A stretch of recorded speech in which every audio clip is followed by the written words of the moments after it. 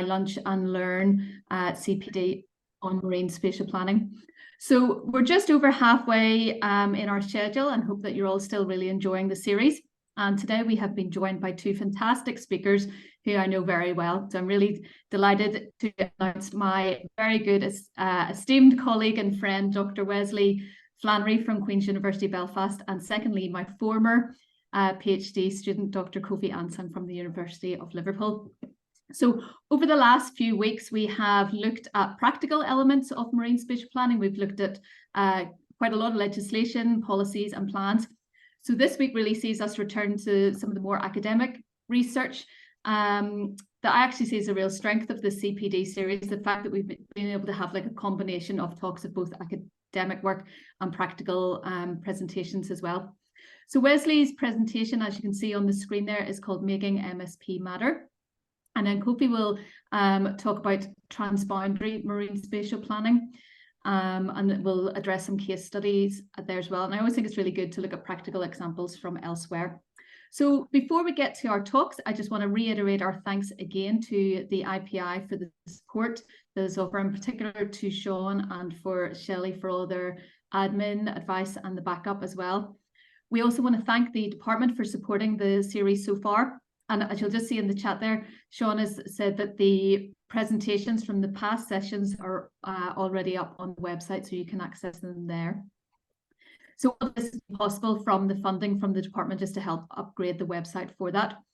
And because this is an ongoing resource, we are thinking about more training that might come down the line. So we actually met as a committee this week and we have started that conversation of thinking about what might come for future training. But please, if anything does come to mind that you think would be useful for us to consider, please do get in touch with us.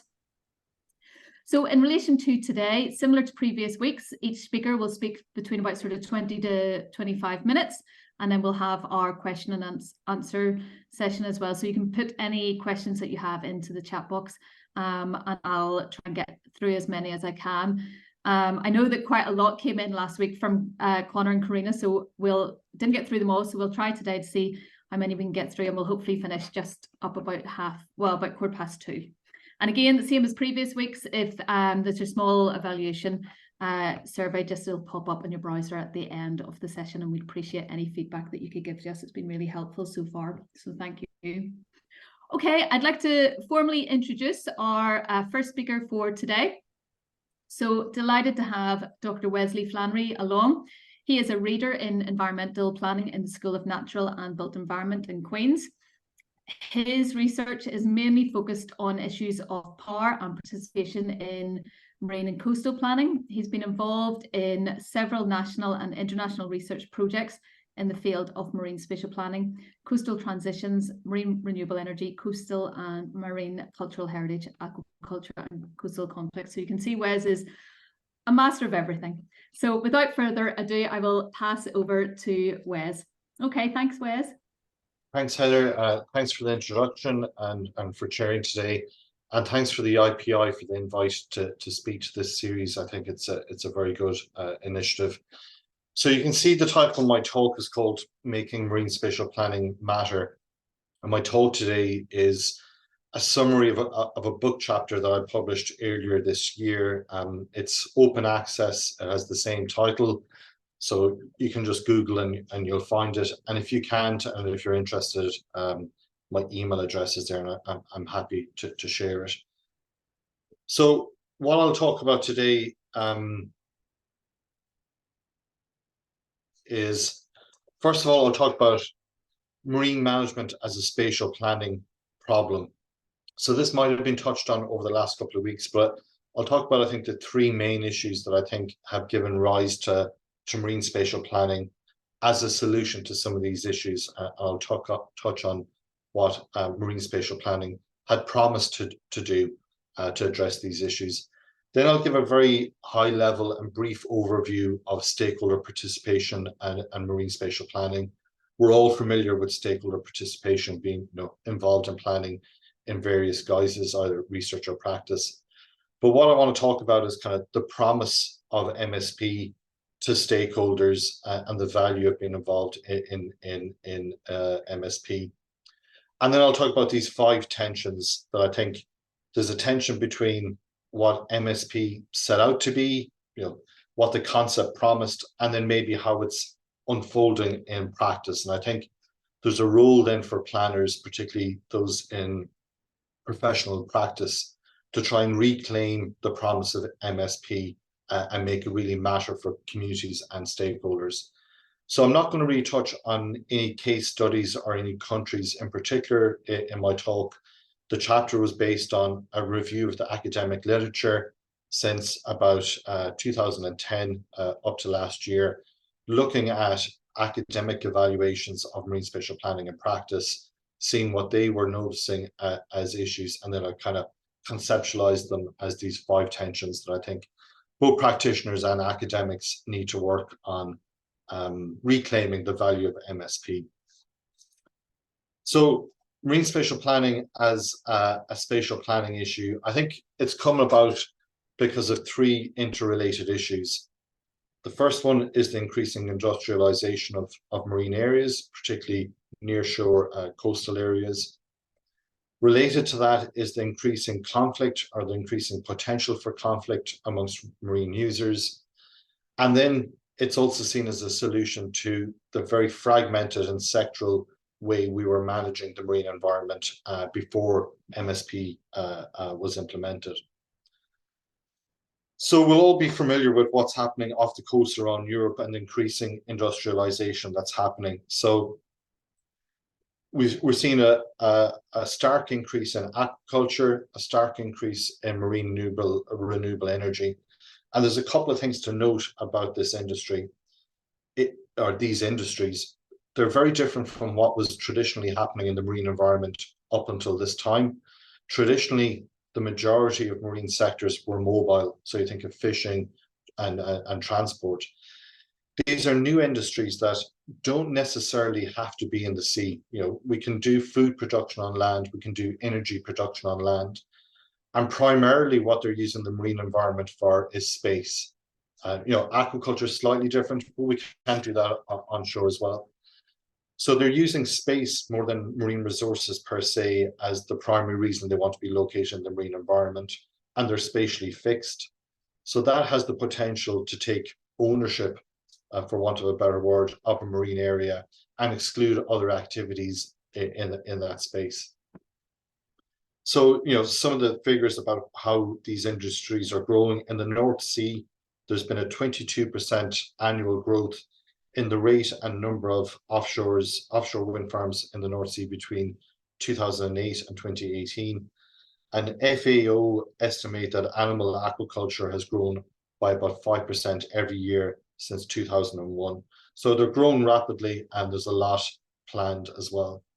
The other thing is that a lot of these industries are currently located in the coastal areas, but we have new technologies that are going to bring these industries further offshore. So offshore aquaculture, but also you have floating wind farms that are being planned to be located further from the coast. So you're industrializing the coastal area, but then that's also spreading further offshore. This is leading to increased conflict, or the potential for conflict, I think. I'm not too sure how much of the conflict is being realized. So you'll see a lot of newspaper articles and campaigns growing up around where wind farms are being planned, the potential negative impact on coastal communities. I know there's a lot going on in the southeast of Ireland at the moment. And also fishers feeling that they might be displaced, or they are being displaced by these industries without being compensated and without looking at the potential cost to their industry of having to fish in different areas, travel further, etc. And there's also what's known as nature-human conflict. So these are 2 images that came from the Channel Islands National Marine Sanctuary off the coast of California.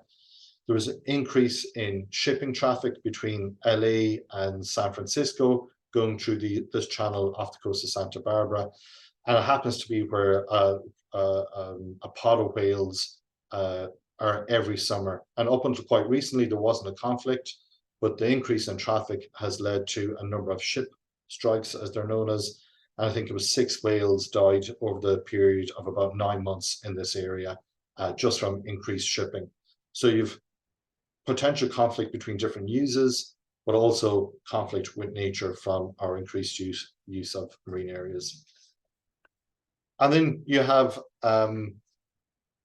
coastal governance issues. I think Heather put this slide up or this image up in her introductory presentation. The image on the left is a GIS representation of the marine uses in the Irish Sea. Now, we have to acknowledge that some of these are mobile uses, some of these there's a temporal component to it.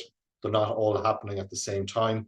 But when you're on the ferry to Holyhead, you don't realize maybe how intensively used this area is. And on the right, you have an image from a report that was done by the Belgian government or sponsored by the Belgian government, where they looked at how intensively used their portion of the North Sea was, and they were trying to find where they would extract sand and gravel was one of the objectives they want to achieve. So it gives you an idea of the various uses, the overlaps between uses. And part of the problem is that traditionally we had managed these sectors on a sector by sector basis.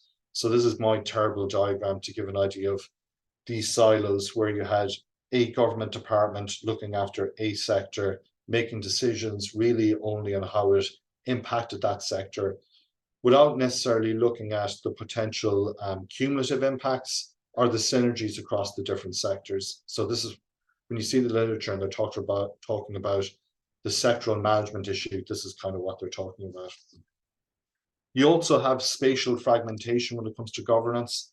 This isn't as such an issue in Ireland, but in federalized states such as Canada, the US, and Germany, you have this stark division between the part of the sea that the provinces would have governance rights over and the part of the sea that the federal agencies would have rights over. So typically, you have local governance or provincial government having planning and licensing responsibility for the territorial waters, which is out to 12 nautical miles typically, and then the federal agency having responsibility beyond that. So going back to California, this caused an issue around the Channel Islands, again, where I did some of my research. So around the Channel Islands, they were creating no-take zones, highly protected marine protected areas. And these protected areas spanned both Californian waters and federal waters. So they had a long process of collaborating to design these marine protected areas. The state of California went ahead and implemented their portion of it, but the federal agency or the federal government took a number of years before they implemented their portion of the marine protected areas. So there was anecdotal evidence that the fishers in this area knew that these marine protected areas were coming down the line. They were eventually going to be excluded from these federal waters, and anecdotally, it's recorded that it actually led to an intensified use of these areas. So going back to what marine spatial planning would look like then, instead of having these siloed governance arrangements, you would have some kind of integrated management authority. So you might have a dedicated marine agency like they do in Australia or in England, or you might have an interdepartmental working group, which would bring the government departments together, bring all the sectors together, and design a marine spatial plan to resolve these fragmented and sectoral issues. And then, in theory, the decisions that are made going forward should be based on the plan, rather than necessarily the individual sectoral policies that would have been used up until that point. So that brings us to why would people participate in this and what is the benefit of doing that? So there's a vast literature on stakeholder participation and marine spatial planning, because participation is seen as critical to marine spatial planning and to making it effective. It's very hard to police the marine environment. By having people engage with the process, they learn about the governance objectives, and they're more likely to buy into the plan. So it's seen as a way of kind of democratizing marine governance and really making it far more participatory than it would have been in the past. It's seen as a way of minimizing user conflict, through the creation of this spatial plan, which should look at trade-offs, winners and losers. It should also account for cumulative impacts. So you're not having each sector just evaluating its own impact on the marine environment. You should be able to look across the sectors and each sector to understand both its impact, but also the impact of the sectors that are operating in parallel with it. And it also should increase the opportunity for local knowledge to be incorporated into the marine plan and for people to learn about the marine environment. And as I said, it should enhance the trust in the planning process. So if the planning process was just, it recognized stakeholders' rights, they were able to participate in an equitable manner, and they saw the distribution of costs and benefits at the end of the planning process as somehow being equitable, well, then they would say, well, this is a fair plan that has been agreed upon and is equitable, and we can buy into that. And in theory, then it leads to greater acceptance and greater implementation of these plans. So this is kind of what participation in MSP should be in theory. But then when I reviewed the literature, the academic evaluations of MSP in practice, I saw these kind of 5 tensions between what MSP promised to be and what it was actually happening as it was implemented. So it promises to be highly participatory, but in practice, it seems to be a way of legitimizing certain policy decisions and that the participation is a little bit tokenistic. It promises that by doing this spatial approach, we can arrive at very rational decisions. Yet, when you look at the decisions that are actually made through marine spatial planning initiatives, they do seem to be quite biased, some of them, and a degree of partiality. So these are the 5 tensions. I won't go through them all here now, because I'm going to go through them in individually as we go through the presentation. But basically, on the left is the promise of MSP, and then on the right of the equation, it's kind of what academics have reported as happening in practice. So the first one is about participation and legitimization. So the architects of MSP, and one of the key papers and policy documents behind it came from UNESCO, and they talked about marine spatial planning being a win-win solution. And we know from being involved in planning, both theory and practice, it's very unlikely that you will have a win-win agreement at the end of a planning process. You're usually aiming for everyone to be as equally unhappy as each other, and no one seeing themselves as the winner or loser. But MSP does promise this idea that by participating in the process, that stakeholders will be that they will gain from being involved in the process, and that they gain by both their participation, but also the opportunity to inform the objectives that will be achieved through marine spatial planning, how they will be achieved, and the decisions that are made around future uses of the marine environment.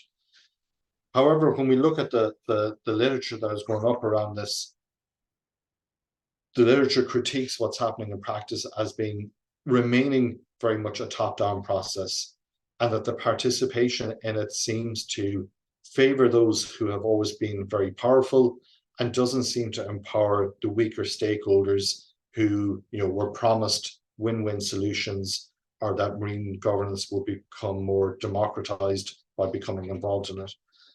So this is a quick schematic of what marine spatial planning kind of looks like. You have a national government with a planning team, with a participation process that everyone is meant to participate in, but then you also have powerful and weaker stakeholders. So the powerful stakeholder probably is able to get the ear of government and doesn't necessarily have to engage with the planning team, and doesn't necessarily have to engage in the planning process or the participation process to achieve their objectives. Yet the weaker stakeholder will not have that avenue of being able to lobby ministers, and will just have to go through the normal participation process. So Stephen J. and Heather have written a really interesting paper about planning the German part of the North Sea. So this is a map I've taken from that plan. And the planning team there were trying to deliver marine spatial planning in a very meaningful way. And they were creating areas that would be no-take zones and marine protected areas that would exclude fishers from fishing in those areas. And they were also creating preferred areas for marine energy development, and that was going to be in the final plan. Yes, the marine energy lobby weren't very happy with that, and they were able to canvass the minister to get those designations taken out of the plan, saying that it shouldn't be the planning process that dictates where marine energy goes, it should be the market that dictates it. So you can see how powerful and weaker actors are treated differently within MSP. Some of this participation is quite tokenistic when you look at it in practice. And one of our critiques is that the participation tends to be about a very narrow range of policy options.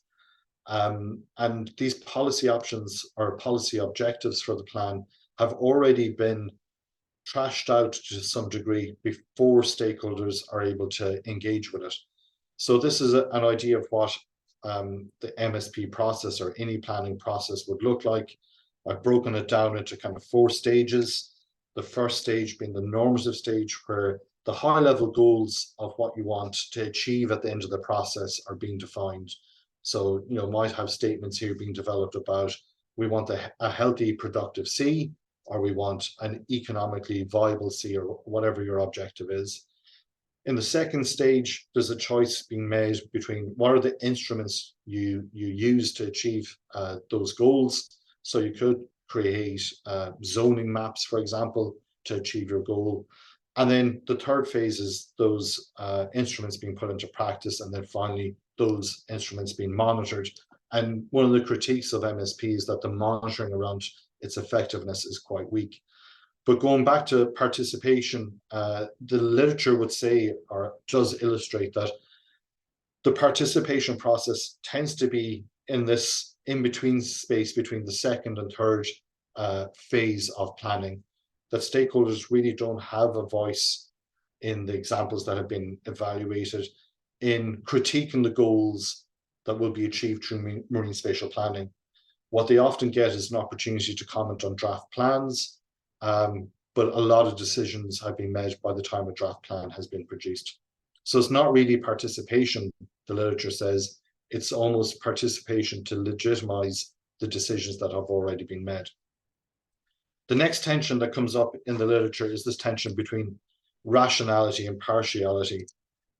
So the architects of marine spatial planning, and Duver is one of the key authors on this, always talks about the adoption of spatial management being very rational. Now, we know as planning academics and practitioners that space is quite complex, culturally, socially, politically, and there's nothing inherently rational about space. You got to dig down into those problems. But the promise of MSP is that, you know, just by adopting a spatial lens, we can come up with a perfectly rational plan that will divvy up activities in time and space, and that everyone will be happy with that. But we know that's not what happens in planning practice. Space is full of different power dynamics, different people able to influence the policy objectives.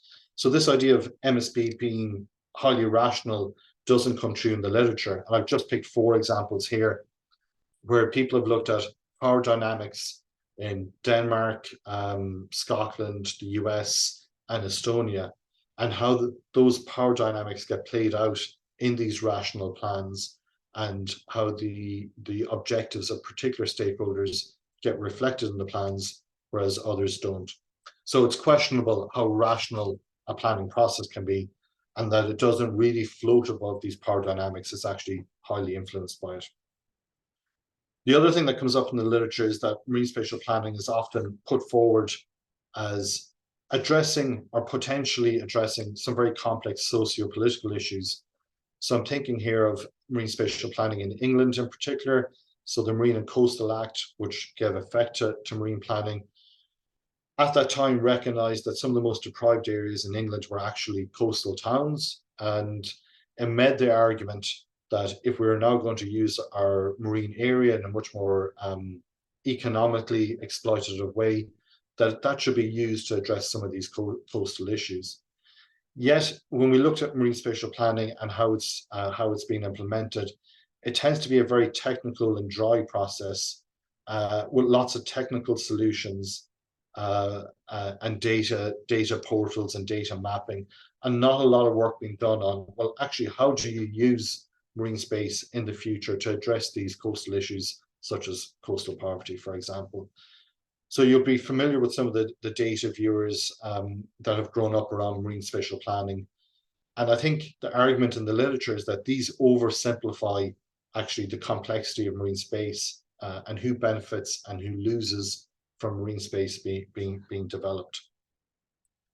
So the argument in the literature is that they create this kind of problematic conceptualization of space being fixed, that once we've mapped it, that space isn't going to change. And it doesn't really capture things like different values around what should happen in marine space. And it's been reduced, then planning's been reduced to, well, we just need to get the right spatial data and we'll be able to put the industries in the right places. But nobody's really thinking about, well, who benefits from this besides maybe some of the industries? And how can we use the benefits that accrue from marine spatial planning to address some of these broader issues? I'm running out of time, so I'll go through the last two fairly quickly. A key critique that comes up in the papers is that marine spatial planning really hasn't led to this step change in direction of what was going to happen in the marine environment anyway. So if you look at a lot of these plans that have been developed under the EU MSP directive, they are just almost the spatial representation of existing policy. And there's very few examples of initiatives that have actually looked at trade-offs, looked at, well, what are the industries that actually, are in decline? What are the future industries that maybe aren't being implemented at the moment, but will be coming online in the future? A lot of these plans don't address, one of the most critical issues we're facing, such as climate change. And really, what they've done in the marine spatial plans to date has been to look at existing policy and existing objectives and then spatialize those into the new plans. And that's not really a future-orientated view of planning. It's really just giving spatial effect to past decisions. And then there's a problem about conflict management versus silencing. So a lot of the literature talks about the potential of marine spatial planning to resolve conflict. But in my review of the literature, it showed that the conflicts they're talking about potentially being resolved really aren't conflicts, they're competition for space. And they're all, competition for space is only one form of conflict. But there's broader conflicts that aren't being explored or addressed within marine spatial planning. So if you only look at spatial competition as the only conflict to be addressed, you're not really then thinking about, well, who wins from marine spatial planning? What are the costs to other communities? Who benefits? What are the obligations? And I think by focusing on spatial conflict, you really then foreclose the opportunity to look at these broader issues of what marine spatial planning should be about. So what are the justice issues we should tackle through marine spatial planning? What are the climate change issues? What are the equity issues we should challenge through marine spatial planning? So this idea that marine spatial planning resolves conflict doesn't really bear out in the literature. What it does, it creates an opportunity to reduce spatial competition, but that's a very narrow view of conflict.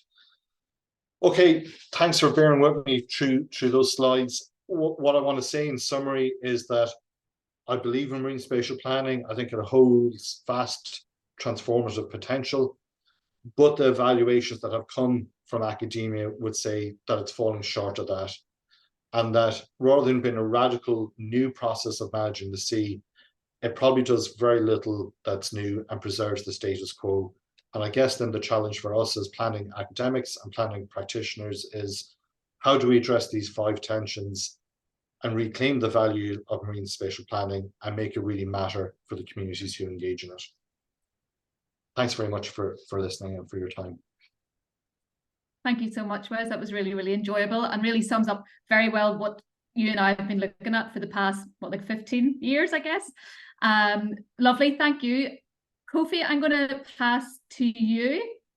So just while you're getting your slides sorted out there, just to introduce you. So Kofi is a visiting scholar at the Department of Geography and Planning in the University of Liverpool, and also is a senior consultant at Hoyle Marine Consulting.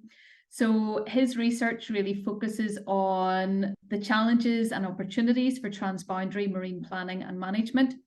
as well as its technical development. And his work has really brought together a lot of scientists, policymakers, regulators, and industry to really find solutions to deliver a sustainable blue economy, nature-based solutions, ocean multi-use options, and effective transboundary marine governance. So Kofi, over to you whenever you're ready. Thank you, Heather. Thank you so much. And thanks for the invitation as well. So as you've already said, my name is Kofi Ansong. So I'm an honorary visiting scholar at the University of Liverpool and also a senior consultant. So most part of my time is dedicated to marine spatial planning, marine licensing. We do a bit of also blue economy work. But I think what I'm going to mainly talk about is based on my PhD and some of the experience that I've gained throughout some of the transboundary MSP projects that I've been involved in over the years. So I just wanted to start off the presentation by giving you an idea about over the years what I've been involved in when it comes to transboundary MSP. So I finished my master's, and the first project that I got on was SimCelt, which was about supporting transboundary MSP in the Celtic Sea. This was at UCC Mara in Cork. And I think one of the documents that we came out with was about how do you develop transboundary MSP in the Celtic Sea. So I've put this document out there. There are links beneath them if you want to check them. And this gives a good overview about what's happening in terms of transboundary MSP frameworks in the Celtic Sea and how you develop kind of cooperation between marine planning authorities in France, in the UK, in Ireland, and also in Northern Ireland. After that, I also worked with Sustainable Project SPRO, and over there we were involved with developing this MSP toolkit for large marine ecosystems. I think this was probably the first attempt at really developing a transboundary MSP guidance, which you agree with me that large marine ecosystems. So this was in 2018. I think it's also a good guide if you want more information on what's happening when it comes to transboundary MSP in terms of a guidance. I would entreat you to check this one out. In 2021, I was also part of, was there a 6-group expert group that kind of updated the step-by-step guide, which Wes already talked about. So after a decade of implementation, it was felt that there are new examples of how MSP is being developed.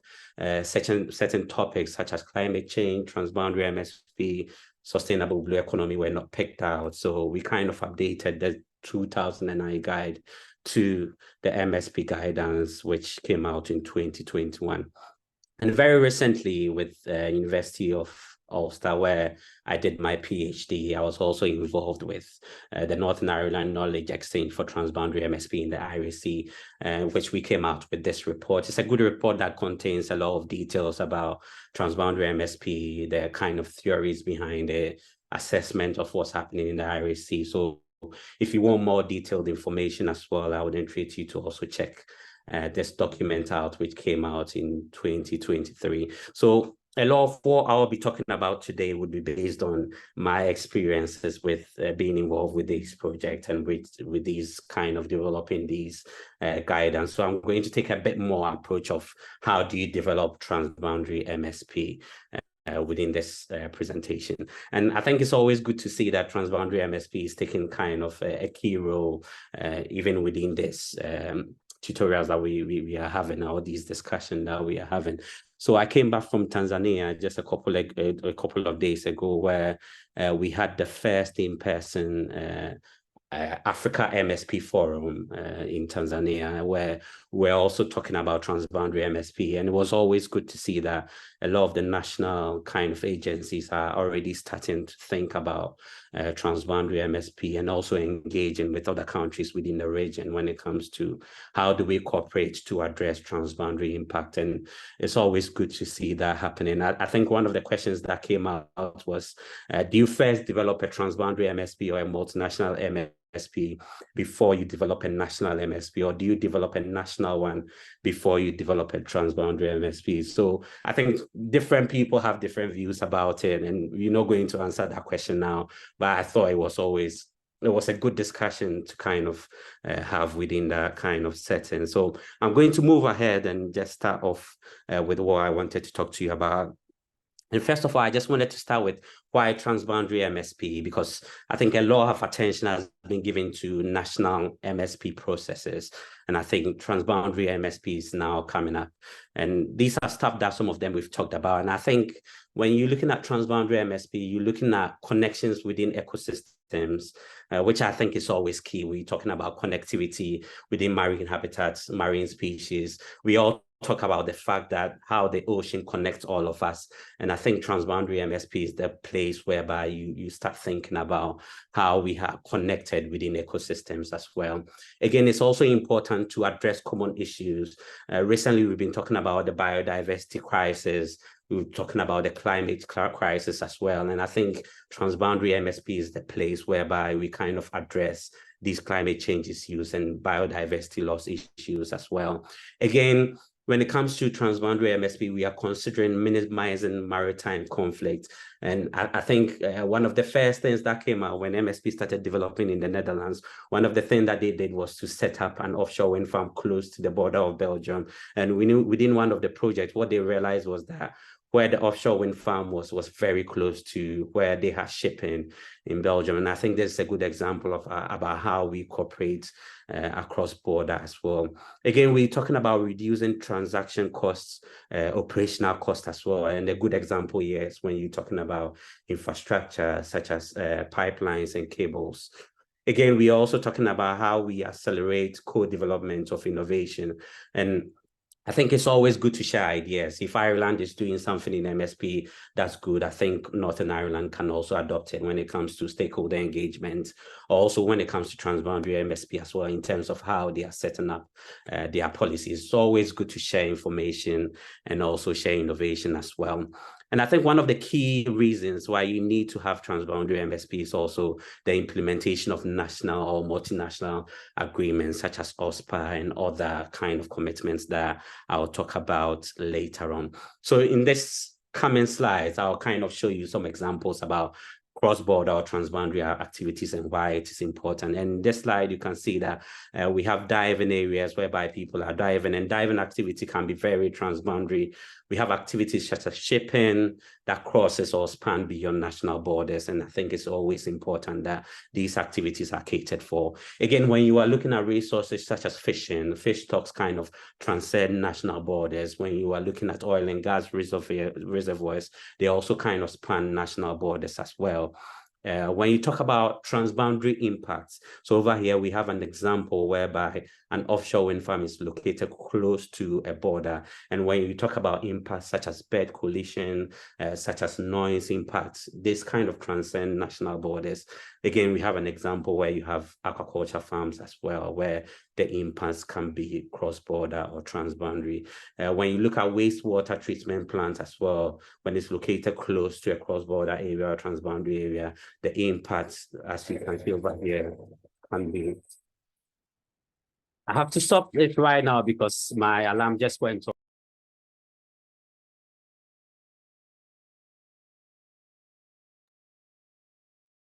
Okay, Kofi, we'll let you take a little pause. We'll just wait for Kofi to come back there.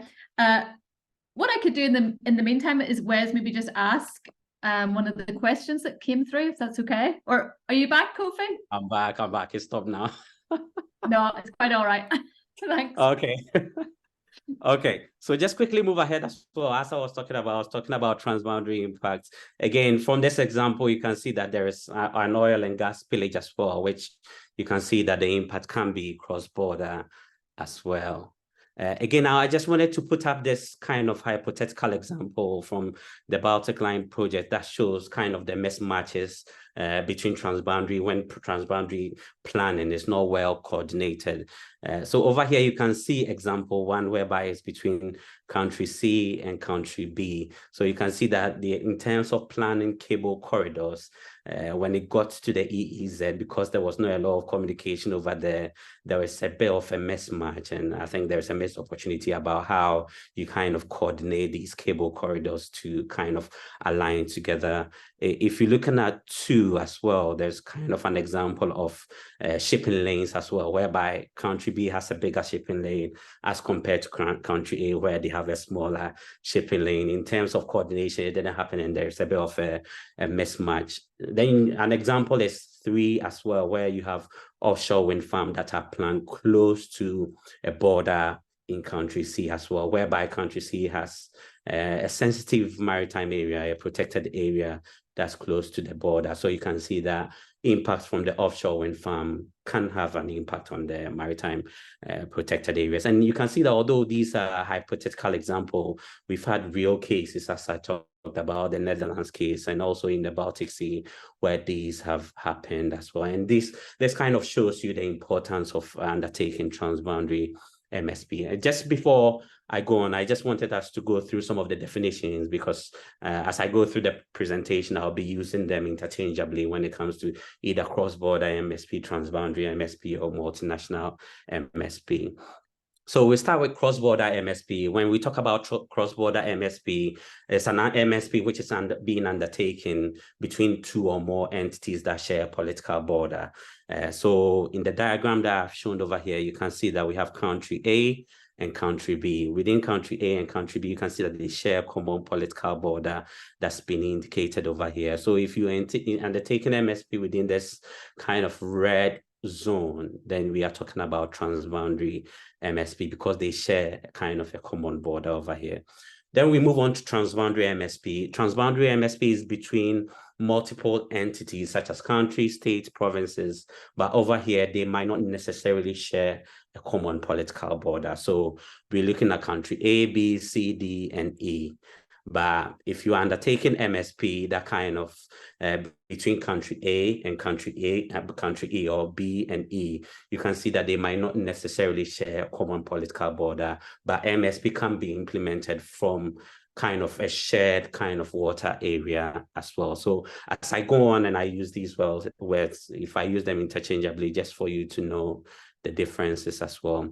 Again, we talk about administrative borders, and when we talk about subnational MSP, we are talking about several entities which within one country that hold jurisdiction over a maritime water area. When we talk about multinational MSP, we are talking about several countries that hold national jurisdiction over a joint ecosystem. And I think the key point over here is that the level of complexity when it comes to a transboundary MSP increases when you are dealing with different administrations, when you are dealing with different countries and different administration that's leading when it comes to energy, when it comes to shipping. The communication that needs to happen between them also kind of increases as well.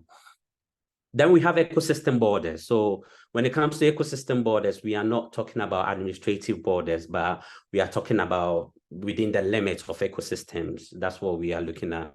And I think one thing that has been key, and it's in a lot of international legislation, is about implementing an ecosystem-based approach within MSP, whereby you are looking at the interconnectivity between ecosystem, between institutions as well that are managing this ecosystem, which I think is very much important. I wanted to also, within these slides, set out the transboundary and cross-border frameworks for MSP, because a lot of the times we have existing frameworks that can support MSP when it comes to its implementation, or when it comes to transboundary MSP. So I'll quickly set off. One of the things that we did in the same KELD project was to set out the various mechanisms that exist, again, at a horizontal cooperation and also vertical cooperation, where you're looking at the very international and national level, transnational level, to national level. I'm not going to go into so much details with it, just because the next slide is going to give you maybe some examples of what we set out and what I wanted to talk about. So the first one would be UNCLOS. The UNCLOS was signed, it came out in 1982. And around that time, you would agree with me that marine spatial planning was not being talked about. So the UNCLOS does not mention MSP, but I think what is good is that it sets out the legal framework for the delimitation of maritime jurisdictional zones and what can happen in a particular place. And I think what's also important is that the UNCLOS is based on the premise of cooperation, which also kind of supports transboundary MSP. Another good example is the SDGs and MSP.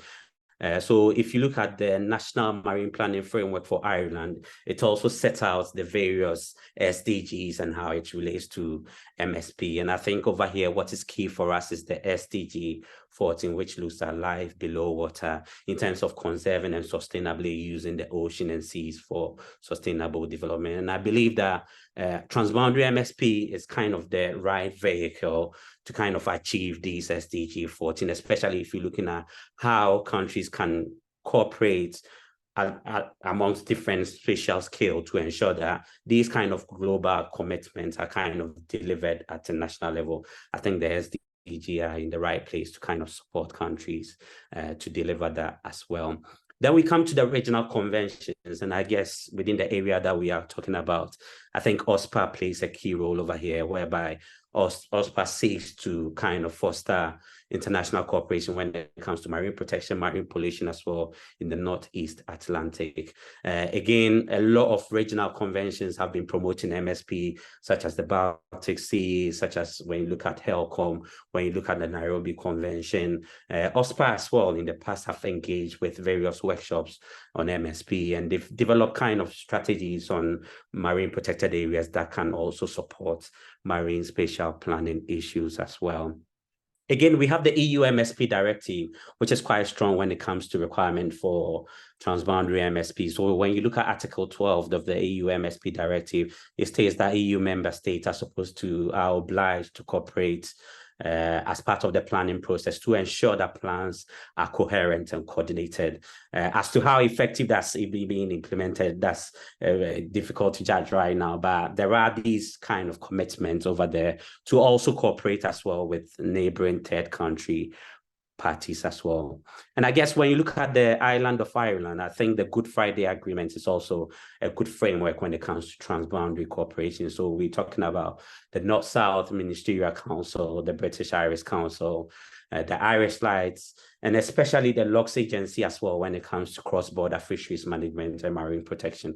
I think the LOCS agency has a key role over there to ensure that these sector planning processes are kind of coordinated at a cross-border level.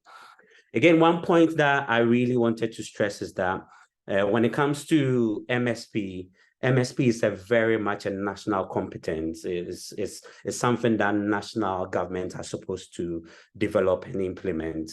What is key is that a lot of national governments see the need to kind of cooperate across borders. But again, it is key that whilst nations or countries are developing their MSP, they consider kind of the transboundary aspect within a process that I am kind of calling a transnational and multinational MSP process. So as we've talked about, the first MSP guidance came out from UNESCO IOC came out in 2009. Again, in 2021, this was updated, but in terms of having a process for developing or implementing transboundary MSP, this has not been really looked at. So whilst preparing this presentation, I set out kind of a 5-phase process for implementing transboundary or a multinational MSP, which in the next slides, I'm going to talk to you about. So the first phase would be the setup phase, where you are setting up your transboundary MSP process. So in the first phase, I think it is key that you understand what are the drivers for transboundary MSP. And I think this table gives us an example of what are the needs. Why do you need transboundary MSP? How do you get nations to sit together to consider transboundary MSP? In the Western Baltic Sea, when you're looking at Latvia, Estonia, and Lithuania, they had the need to look at a small sea space and also address issues such as offshore wind farm industry. So it was there kind of a driver for them to sit together to consider transboundary resourcing and also impact as well. If you look at the Coral Triangle in Indonesia, Malaysia, Solomon Islands, and Timor-Leste, they also had the issues of the degradation of coral reefs and also ensuring that they are addressing food security issues within their shared kind of ecosystem. So that also led them to implement projects whereby they were considering how do we develop regional action plans to kind of address some of these issues that we have. So I think it's always key that you always consider what's the driver for transboundary MSP. Again, as part of the process, what is key is that you take stock of the national and international commitment that the country also has. And it's not only about taking stock, it's also about sharing this information and also engaging with stakeholders in terms of how this can be delivered. So it's always important that when you are developing your baseline assessment, these issues are considered as well. Within the TP project, which was for the Northeast Atlantic, what they did was to map out the various policies. So you can see over here, these are the various policies that they lined out and where they kind of apply within each of the maritime jurisdiction within the EEZ. And I think it's a good graphical way of also presenting information to stakeholders as well. Again, you need to set out within MSP, as we talked about, a shared goal and vision. And I've put over here the Helcom Vassar MSP working group, the vision that they have, which is to ensure that they draw up and apply marine plans throughout the Baltic. This is kind of a regional kind of vision. One example that I also picked up was for the Northwest Marine Plan area in England. As you all know, that marine plan area kind of borders both Wales and also Scotland. So within their vision that they set out for the plan, it's a very long vision, but within that vision, what they stated was that effective transboundary cooperation between partners across the Irish Sea. So over here, the Isle of Man, Scotland, and also Wales as well. And I think it's a good way that they kind of brought the transboundary aspect within a national kind of planning process as well. Again, you need to set out the objectives for the transboundary MSP. And this is an example that was from the pilot TP project as well, whereby they set out ensure complementarity of users and cross-border activity, ensure coherence of strategic options. And I think they came up with quite a number of kind of transboundary objectives that can be considered in MSP. One of the issues that normally comes out when we are talking about transboundaries MSP is always the border issue. And I think at a very pilot or academic level, one thing that has been suggested is the soft or fuzzy border approach. And this was also used in the TP project, which covered Northern Ireland and Ireland in terms of having a planning area that is based on the fuzzy border, but not based on jurisdictional borders. And I think this is always important, especially if you want to engage stakeholders to start discussing planning issues in a hotspot area, such as Carlingford Lough and Lough Foyle. I think this could be an approach to use to kind of consider some of these planning issues. Again, one of the questions that comes out always all the time is, how do you deal with undefined or contested border issues as well? And then I took this example from the Baltic Sea.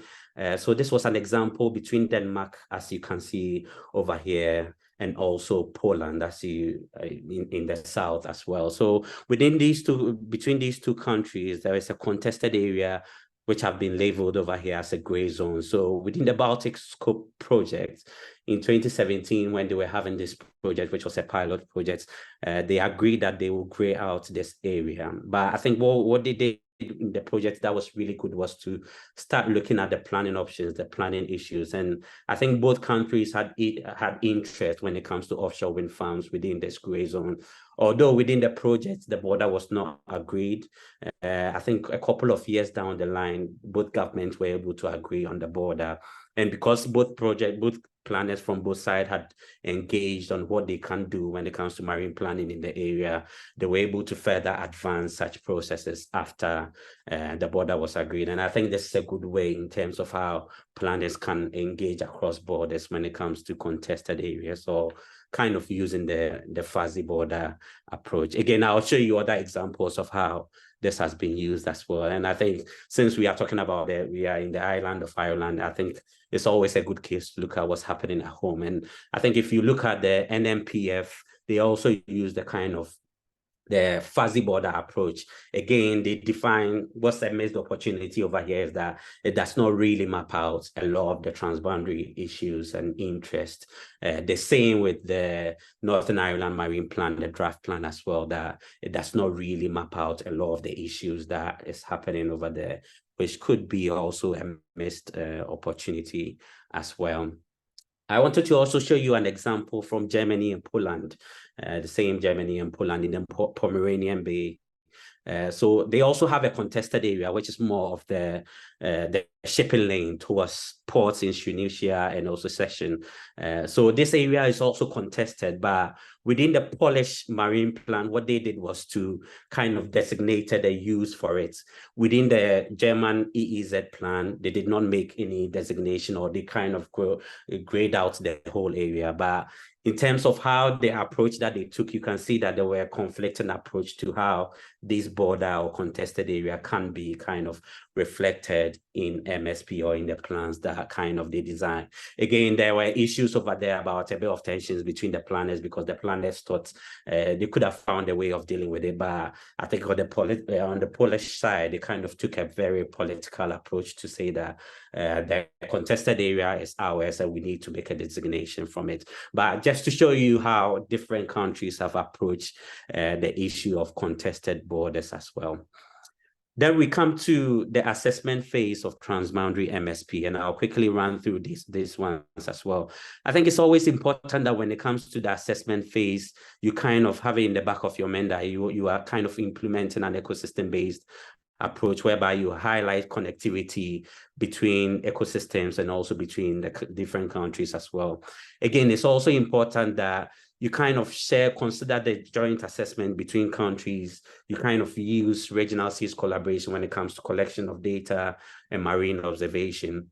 Again, what has been talked about is when we are developing these data portal, it's always good that we are showing kind of the boundaries of the neighboring countries as well, rather than showing only the national kind of boundaries. It's also important that you kind of align the symbols and the legends that are used within the data portals and the maps that various national authorities are kind of leading to produce. One of the good examples is also ensure that kind of infrastructure projects that are close to borders are also depicted within the plans that we have produced, the maps that we are also producing as well. Again, it's always good that within the project, there are kind of networking between national sector authorities, not between only the MSP authorities, but also when you are talking about the various sector authorities, that they are all cooperating at a very transboundary level as well. One of the key stage in the MSP process is also looking towards the future transboundary conditions as well. And I think Wes already talked about climate change and how we are looking at climate change scenarios in the future as well. A lot of the examples that has come up in other projects is also looking at energy scenarios in the future. And the Baltic Line project also gives some examples about how energy scenarios can look like in the future, and what are the interconnectors between all these offshore wind farms. And this project kind of does it quite well in terms of looking at existing conditions and also kind of looking into the future to see how various sectors are going to look at in the future to kind of plan properly for them as well. Then we get to the planning phase of transboundary MSP.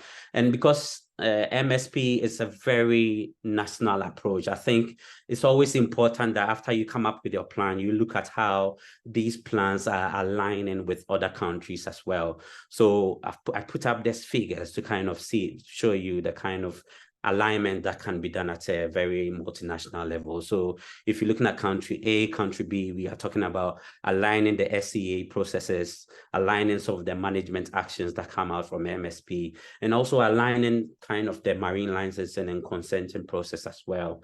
And not only about that, there's a lot of MSP capacity building and also training going on. So we need to also think about how do we align these kind of activities at a very transnational and also multinational level as well. Again, what are the results of a multinational MSP? What are the outcomes that you can see? And I think in most of the cases, what we've seen is that there could be a joint assessment of current conditions and future conditions for the whole transboundary area. There could be a common vision and strategy for transboundary area. And this common visions can come from the existing commitments that we already have. Again, what has been done in the Baltic Sea was to come out with kind of common guidelines and principles for MSP for the regional area, or when you have a regional seas convention. Again, some of the examples that I've seen is transboundary MSP policies that kind of guide project level conditions and also decisions. And I'll show you some of the examples that I have kind of seen. The first example is from, I'm going to wrap quickly. The first example that I've seen is from the NMPF, whereby they have a policy that kind of set out how proposals should consider transboundary impact as well. Again, there's a similar one when you look at the Northwest Marine Plans, where it set out policies for such areas. Then we come to implementation. When it comes to implementation, some of the examples that we have is joint management measures. We have setting up overarching MSP governance system, and also the kind of regulatory provisions such as zoning areas. We can talk about transboundary peace packs, which is also a good example as well. I'll quickly move on to some of the examples that I've seen when it comes to monitoring and evaluation because of the time. So a lot of the time, you see that most of these projects are not monitoring how transboundary MSP is being implemented. And I think we have examples of how that can be done. Within the TP project, there are examples of how you set up fact sheets to kind of set out indicators and criteria to kind of monitor how transboundary MSP is being implemented. So there are these examples, and when you get the slides, I think you can follow through what I've been talking about. So just to quickly sum up, Heather, I know I'm way beyond my time, but just to sum up some of the key things that I wanted to say was that MSP is a national competence, but I think it's always key that we kind of consider the transboundary aspect, transboundary activities and resources. Again, one of the reasons why we need to do that is to reduce costs, minimize conflicts and mismatches, consider planning advantages, what are the address common issues, align processes, and also align international commitment as well. And how we do this is through joint management measures, through common regulatory provisions, to also start thinking about how do countries kind of align or integrate transnational issues, and also set up an overarching MSP kind of governance system. And I'll end off with showing you some of the academic literature that you can look at, some of them that I've been involved in, some of them that Wes has been involved in, and some of them that Heather herself has been involved in as well, if you want more information on transboundary MSP.